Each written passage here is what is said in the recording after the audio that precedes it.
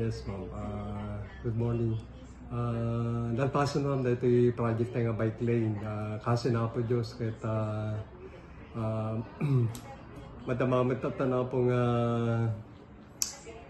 at dito makita ko na po nga ag-jogging kontra niya ag-bisikleta. So nga kasi na po Diyos alpas may dati problema tayo din nga bike lane.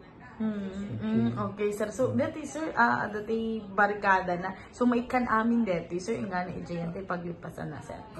At the portion nga hanga may kan, ma'am, taglalo na kita private properties nga naggabordan. So, tin-request na nag private individuals na numabili na dahil kanti harang na dahil kabil na establishment niya or residential buildings.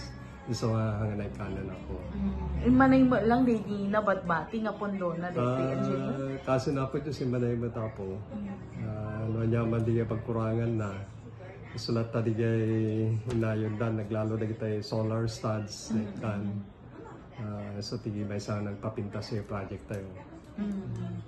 Okay. Daw po tayo napintas dito, sir. Awan iti proposal nga may company dito mga dalan. Yes, ma'am. Barbaring lang kumapuno at dan to makapansin nga na nga to na tayo.